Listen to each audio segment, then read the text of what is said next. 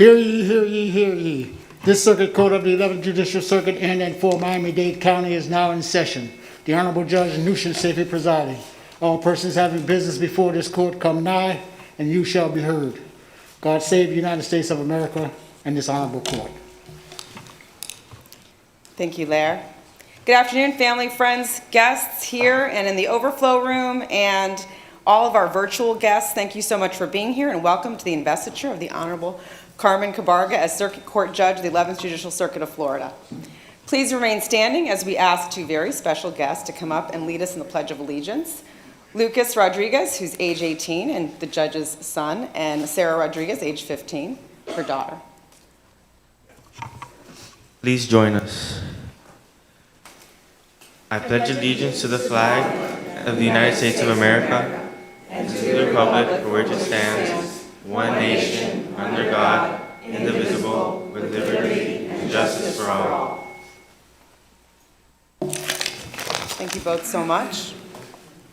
And now, as we continue to remain standing, I would like to welcome Luis Suarez, one of our finest Miami attorneys, a former member of the Judicial Nominating Commission and a managing partner at Heiss Suarez in Melville, for the invocation.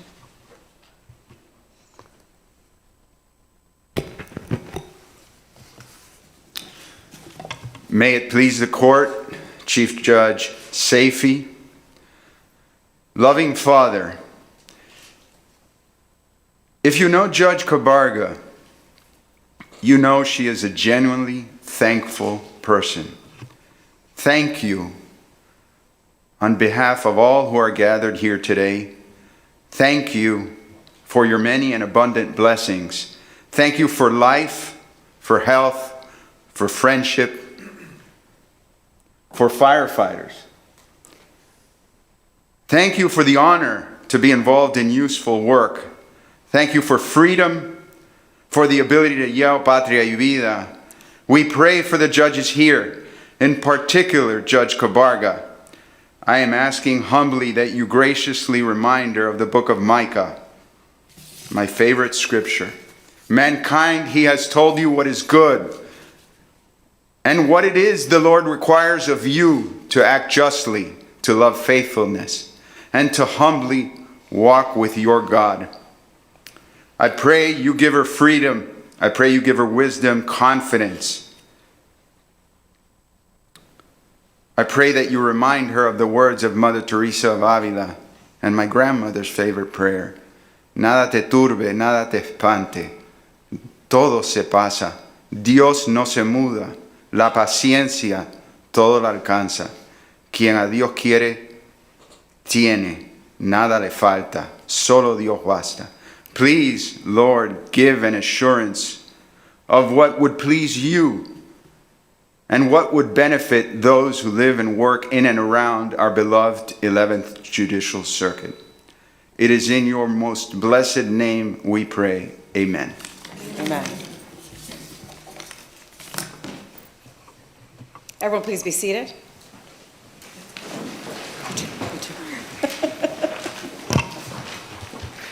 I said, everyone please be seated, and Carmen just said, me too. And I had to think a second because I was like, she's new at this, I'm still new at this. On this very special day, we have some very special guests who have joined us. I'm going to ask that they please stand as I call their names so they can be recognized. I will ask, in fact, I'm just not going to even bother asking, that you hold your applause until the end because I know you won't, and I don't blame you. We have here from the City of Miami Attorney, Victoria Mendez.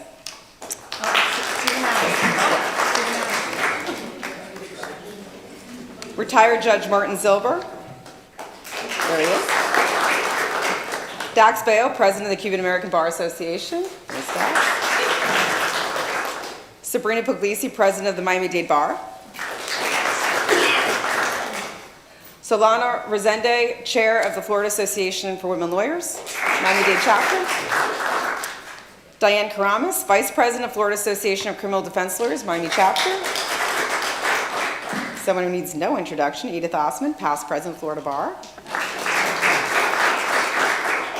And Elliot Kula, Past President of the Miami-Dade Trial Lawyers Association. There he is.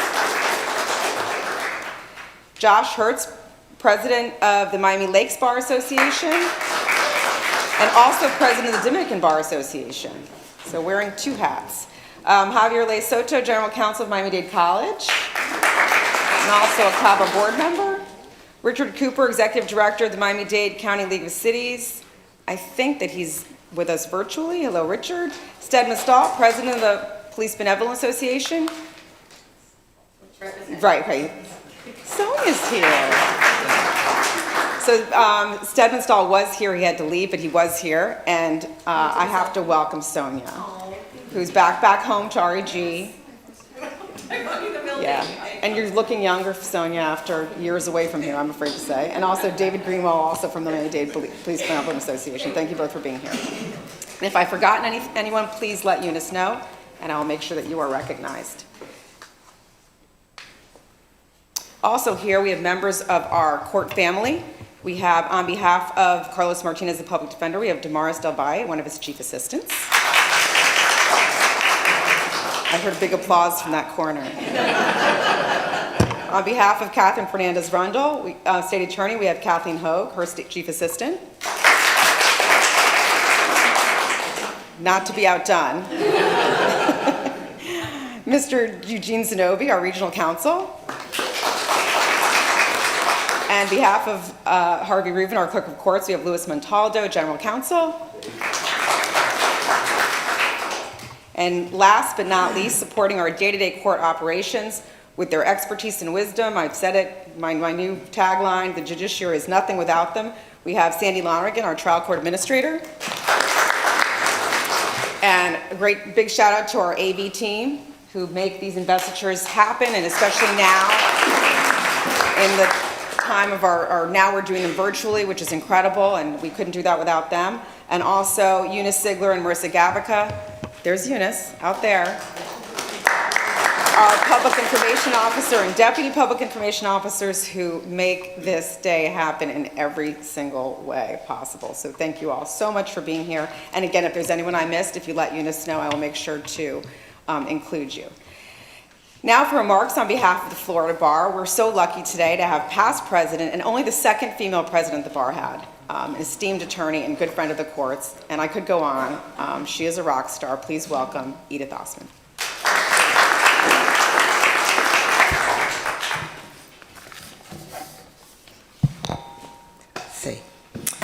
May it please the court, Chief Judge Saifi, colleagues, and friends and family of Judge Cabarga.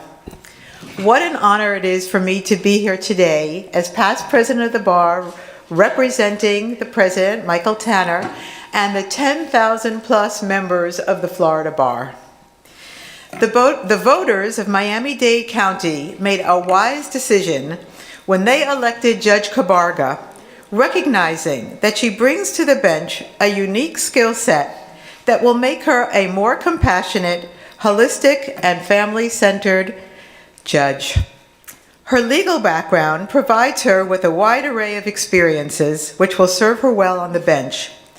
She has been both a prosecutor and a defense attorney during the most gut-wrenching of situations. As a prosecutor at the Department of Children and Families, she worked to not only protect children, but also to protect family units. At the opposite end of the spectrum, she worked for the Office of Criminal Conflict and Civil Regional Counsel, a mouthful to say, advocating zealously on behalf of children and families.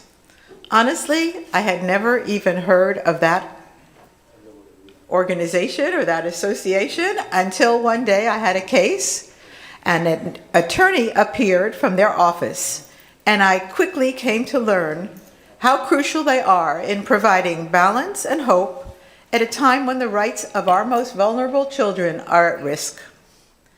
But even more important than her legal prowess is who Carmen is as a person. And I love that we have certain shared experiences and shared values. She, like me, is a first-generation American from hard-working parents, from whom she learned the values that they thought were most important of education and hard work. I heard that all my life also. That formula provided her with what I call a Rocky mentality that led her to relentlessly follow her dream, and that she did, succeeding in every endeavor she undertook. She was always at the top of her class, and when she decided that she wanted to be a judge, nothing got in her way.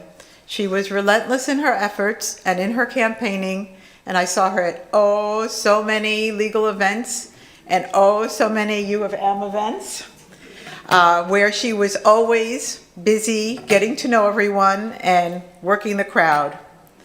And just as her parents predicted, her hard work won her election. The citizens of Dade County are now the beneficiaries of that dream come true. Judge Cabarga, on behalf of the Florida Bar, we wish you a long and fulfilling career on the bench. Congratulations, and go Canes.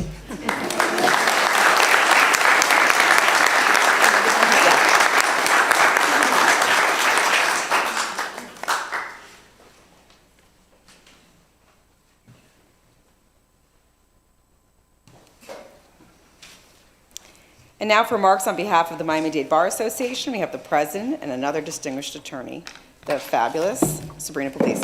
Thank you.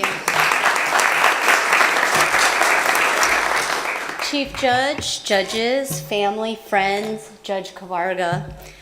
I remember 20 years ago, over 20 years ago now, stepping into University of Miami Law School, being, both excited and equally terrified, and that was to be expected. What was not expected was the friendships that I would have made back then, friendships that would last the test of time.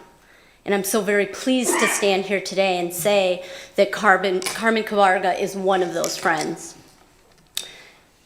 We are so lucky to have her on the bench because not only is she intelligent and knowledgeable, so caring, she is so kind, so very sweet and nice and funny, and she will bring that knowledge, that kindness, that loyalty, that dedication to the bench. So on behalf of the Miami-Dade Bar Association, I'm honored to be able to bestow this Bible to my very good friend, Judge Carmen Cabarga. And I'm also pleased to be able to share the rest of my time with another of our very good law school friends, City of Miami attorney Victoria Mendez, who will speak in a few moments. All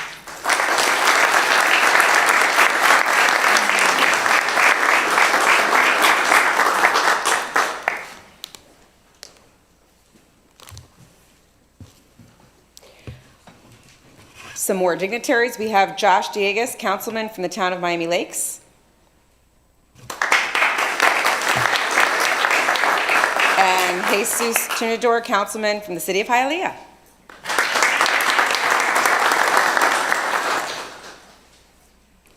Eric Johnson, president of, I don't know, Hialeah Bar Association. No, Hialeah Firefighters Union.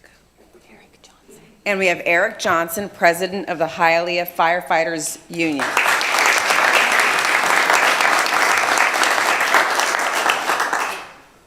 We also have some plaques here commemorating the special day for Judge Cabarga. From the Conference of Circuit Court Judges is the plaque. The desk plaque, all the judges, we love this. Carmen, you had to wait almost a year, so here it is. From the Cuban American Bar Association, something to adorn your walls, beautiful. And from Miami-Dade Fall, something to keep your lunch cold, because apparently you don't get to go out to lunch anymore when you become a judge and you're here at the REG working all day. Thank you all for that. And now for personal remarks on behalf of the judge's family and friends, we have Eugene Zanobi, Regional Counsel, and Judge Cabarga's former boss at the Regional Counsel's office.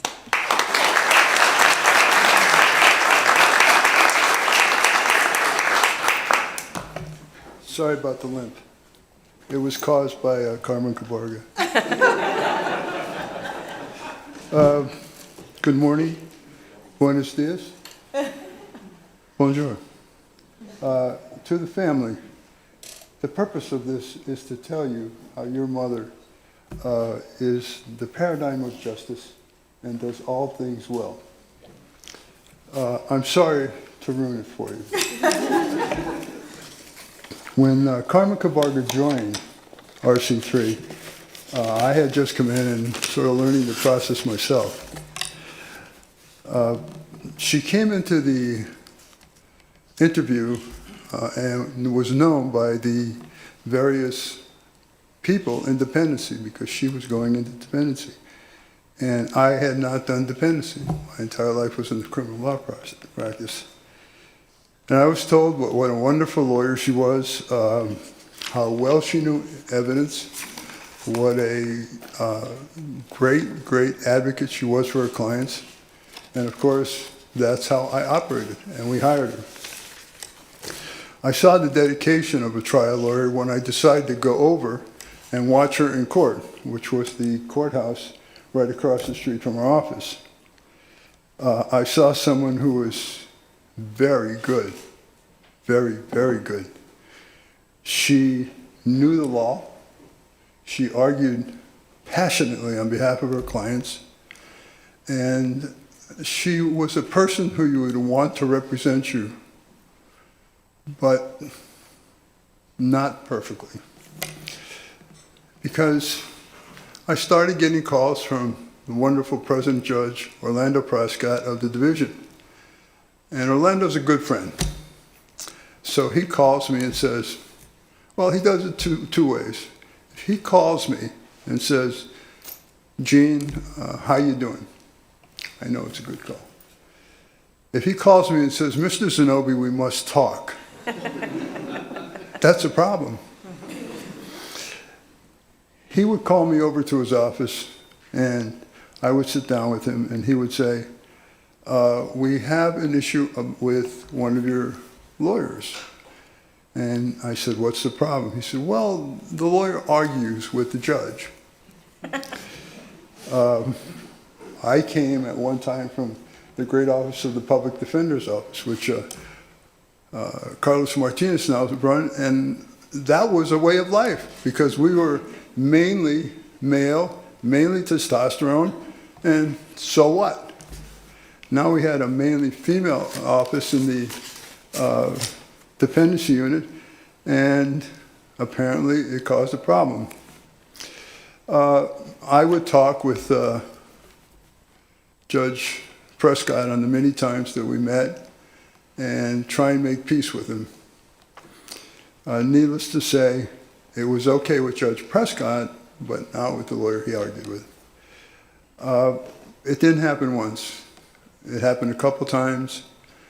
And secretly, when I went over to talk to Judge Prescott, I remembered those times when I was a lawyer and criminal, and especially the public defender's office, and it was not unusual for people in our division to get called up, and I said, what's the big deal? Well, it was a big deal. It got to the point where I was bringing my checkbook, because I didn't know if we need a bondsman.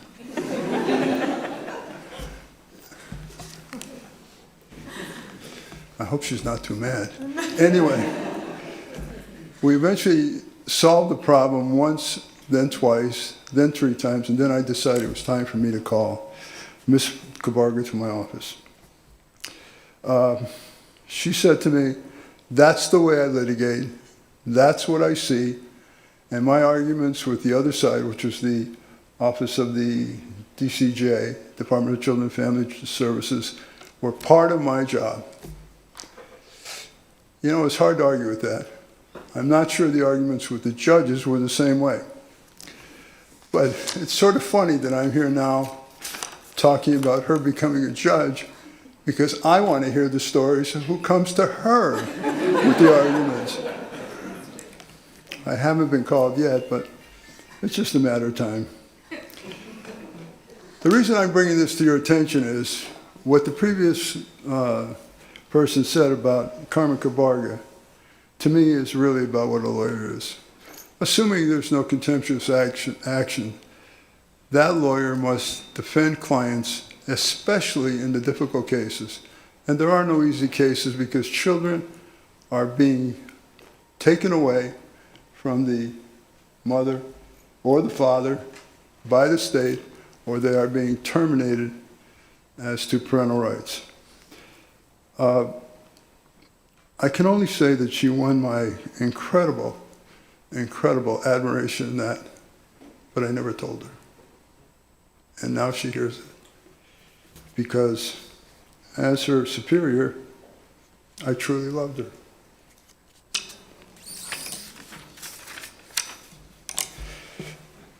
That's your mom, kids. And don't you ever forget it.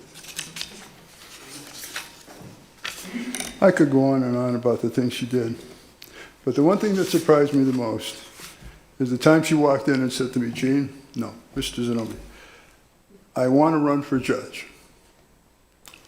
To say the least, I was surprised. I just didn't think she wanted to be a judge, because she was so much of an attorney. And when you get into the trial attorney mode, it's very difficult to possibly see the judge's side. I think that not only is she a wonderful friend and judge, but I also think that she understands the laws inside out. And more importantly, in this world, she understands evidence, which is really the key. And I do not think for a second that she will ever try and compromise the system.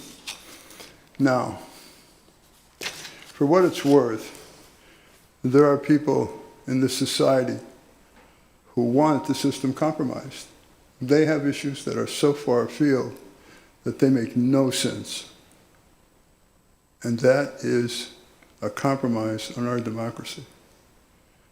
Democracy cannot be compromised. And in Carmen Cabarga, I have the greatest faith in the world. Thank you.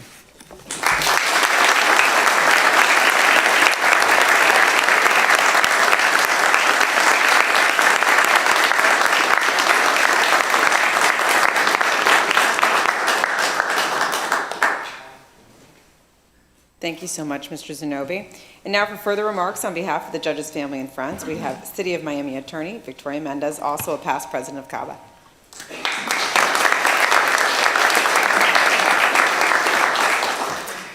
May it please the court, Chief Judge, family, friends. It is fitting that Judge Cabarga is having her investiture in this very courthouse. For it was here over 20 years ago that we got a chance to serve the people of the state of Florida for the first time as certified legal interns for the office of Catherine Fernandez Rundle. And we got to run around this courthouse and have bench trials as CLIs and really learn what public service was all about. And now today it comes full circle that Carmen Cabarga continues her public service as a circuit court judge. Words cannot express how proud we are of you, Judge Cabarga, and how humbled I am that you asked me to be part of your personal remarks today to speak on behalf of your family and friends. It is as if God knew all along she was destined to be right here with all of you, and God knew that her future was as a judge. But there was one other person that knew that this was her destiny, and that was her father, Julio Cabarga. When we were in law school together, he always knew she would be a judge, and I mean always. And he also wanted her to be a judge. So the fact that she is here today in this investiture, I know that he is just beaming from up above.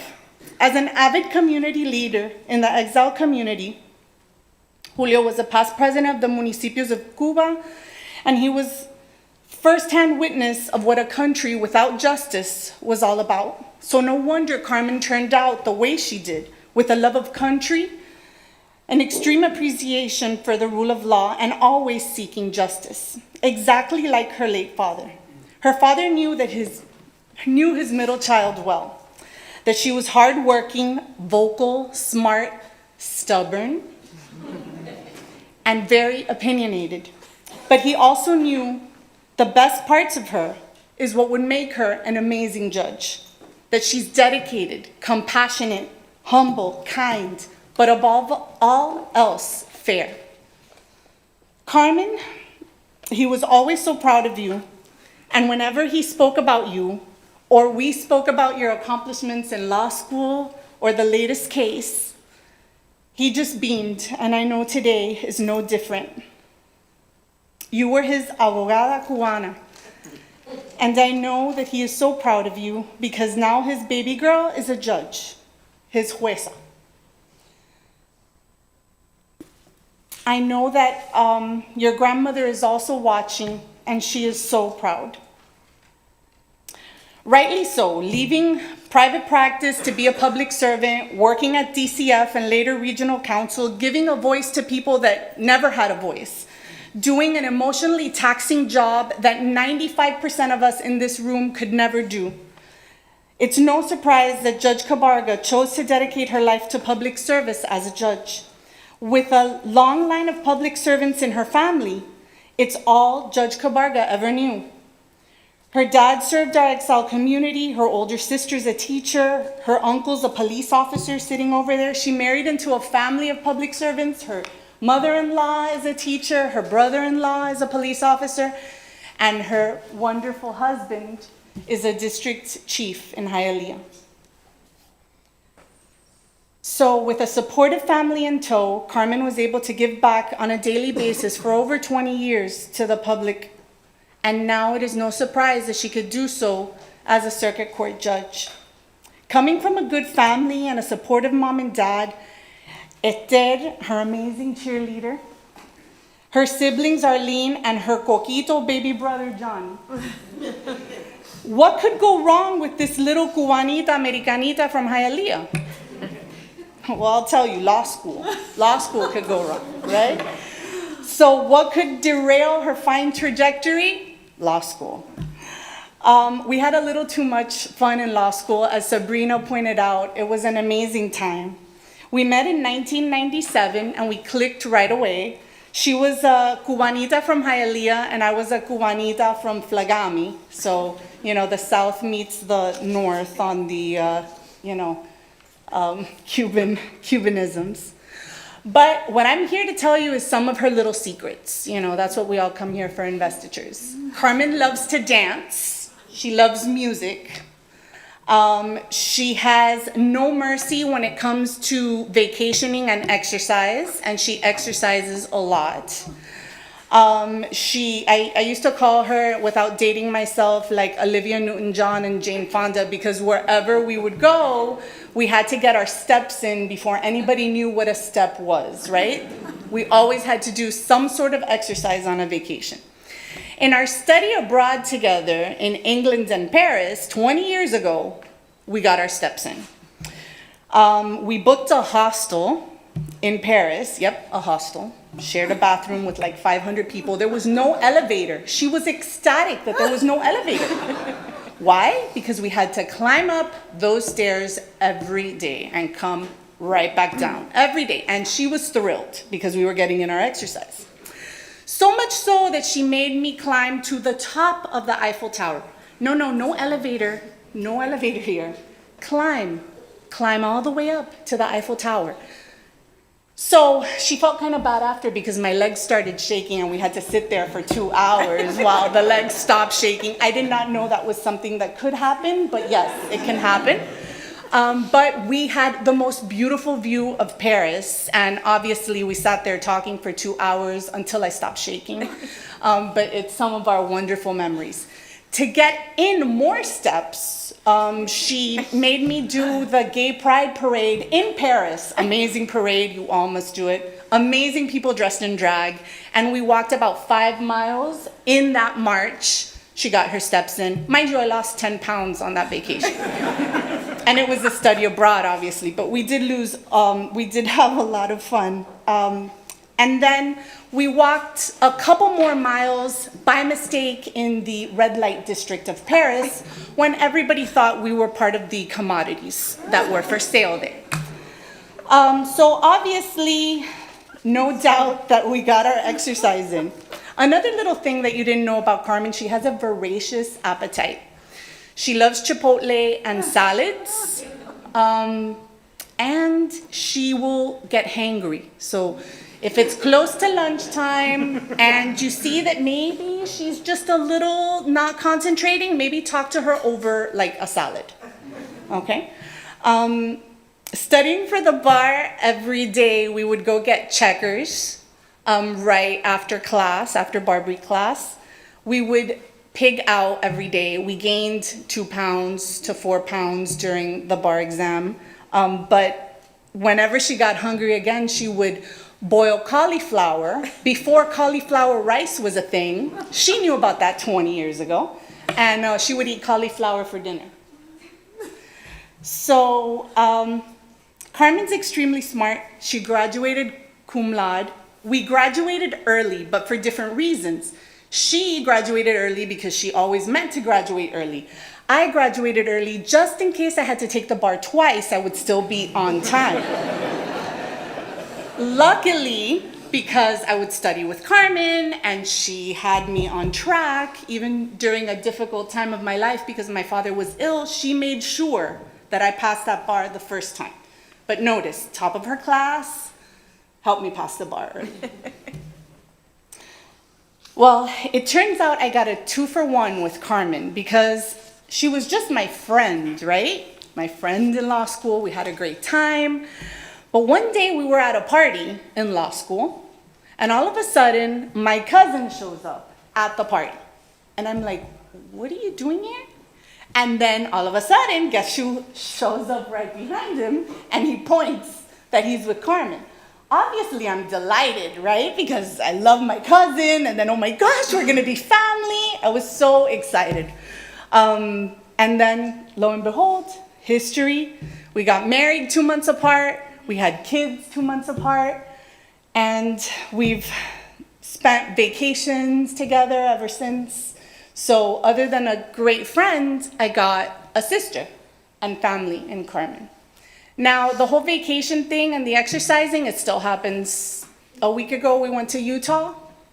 3 miles in the river. 30-degree weather. How many miles did we walk? 3 miles? 3 miles. She got her steps in at the vacation as well. And finally, as much as I have described her career successes, her dedication to the public, her high intelligence, none of that compares to her love of family, her love for my cousin David, and what she characterizes as her greatest accomplishments, her wonderful and amazing children, Lucas and Sarah. She loves you more than life itself, and that to her, no matter what you've heard here today about her, you are her greatest accomplishments. So, Judge, thank you for this honor of letting me speak here today. I love you very much. Thank you for sharing your life with us, your successes, your stresses, and your love. You are a blessing to our family, and me in particular. May God and your Father above in heaven bless you and take care of you all the days of your life.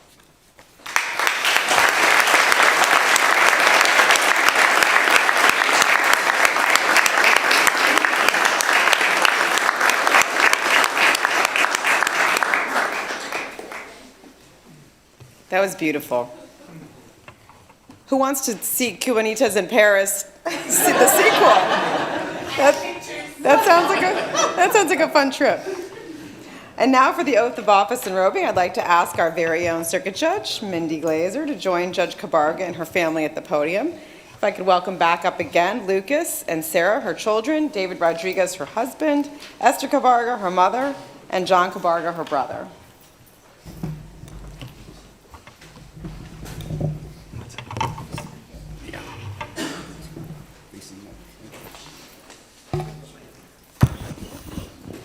Family over here, semicircle. Judge, Right here? you got it along that back.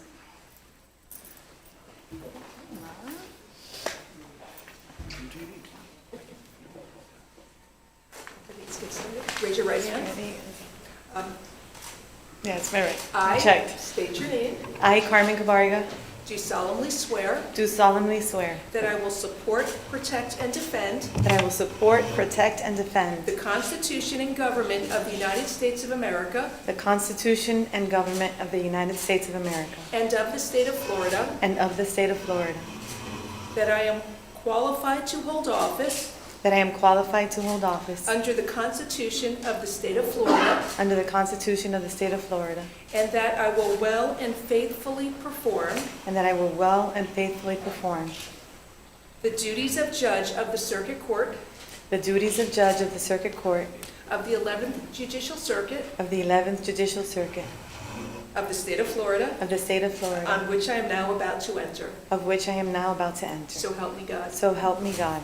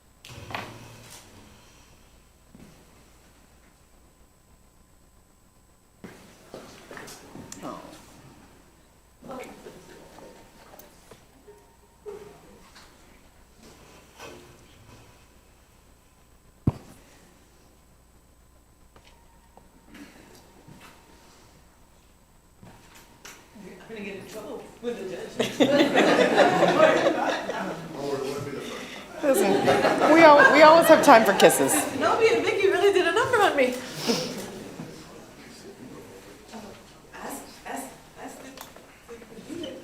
Yeah.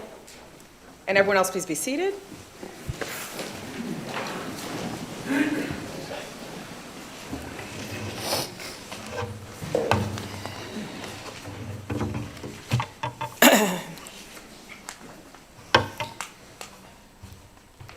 Why am I standing a few steps higher than the rest of you? The reason is because I am being held up by all of you. The people I met throughout my campaign that have become friends, my family, my previous colleagues and judges I practiced before, and my current judicial colleagues, Anna and Bo, and the current attorneys and staff that preside before me now. The most precious reward I gained has been witnessing the pure kindness and strength of character of the people who helped me on my way here and continue to sustain me here. I am happy when I look around and I see that a lot of those people were able to be here today to participate in this ceremony with me. And I thank you very much for that. To my husband, I thank you for being our hero. And I thank you for being my home. To my Lucas and my Sarah, I can only sum it up by saying, you are my sunshine. When I was growing up, I wanted to accomplish something. When I wanted to accomplish something, my mother's question was, when? My father's question was, how? When and how? Because now that I decided I wanted it, the only question from the impatience I inherited from my mom was, right now. My father's only question was, let's plan how we will accomplish that, Carmencita. For them, it was never a question of, can I do it? A child who is believed in owns the world. They believed I could have and be whatever I set my mind to, so long as I understood I had to work for it and that the world didn't owe me a thing. They believed in the freedoms and opportunities this country afforded their children, and I in turn believed in them as well. I am grateful today as I stand here to have the opportunity all of you have afforded me to act to safeguard those freedoms and those liberties. When I was a young attorney, I was assigned to Judge Liederman's division. I was assigned there about 5 years, and as many of you know, it's a little different. You don't rotate around as much. I appeared before her every single day for about 5 years. She has since retired. I appeared daily. She ran a tight ship. I knew to be on time, to be prepared with all of the facts of my cases, the applicable law and rules of procedure. She did not tolerate anything less than that. She taught me the respect the robe demanded, but only because she demanded the same things from herself. Some years later, I was privileged to be assigned to Judge San Pedro Iglesias' courtroom. Again, this is someone I appeared before daily for years. I was well into my career as an attorney at that time. I advocated passionately for a child or a parent.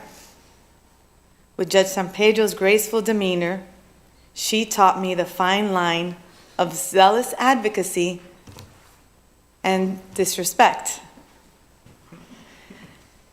She never had to say anything to me. She was respectful of litigants and gave everyone an opportunity to be heard. Therefore, when I saw her straightening her pearls or adjusting her robe, I knew I was getting close to that fine line. Now I meet Judge De La O. He is scholarly and hardworking. I think most of us, if not all of us, will agree that his most outstanding quality and virtue is his willingness to help. And it's not just willingness. It's a happy to do it all the time. If I can preside with the courage and preparedness of Judge Liederman, the kindness, patience, and tolerance of Judge San Pedro Iglesias, and the scholarship and helpfulness of Judge De La O, I will be worthy of this position that all of you have afforded me. I will try my best every day, and I pray that God will help me accomplish presiding in such a manner. I thank you all very much for being here today and sharing this very special day with me and my family.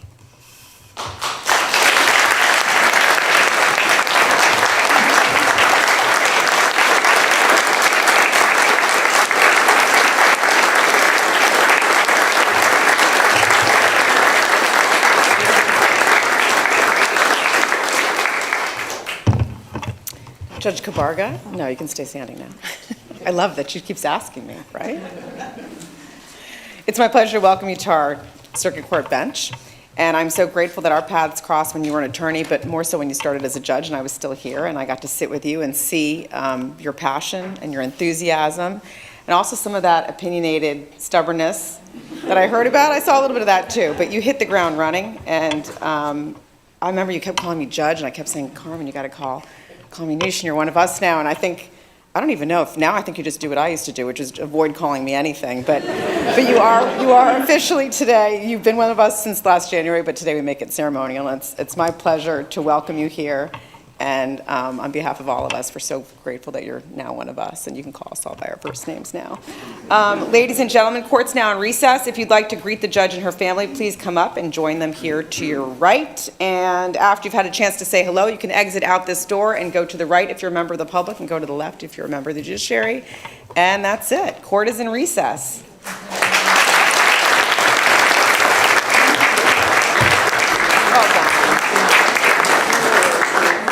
Carmencita, I think that's going to stick.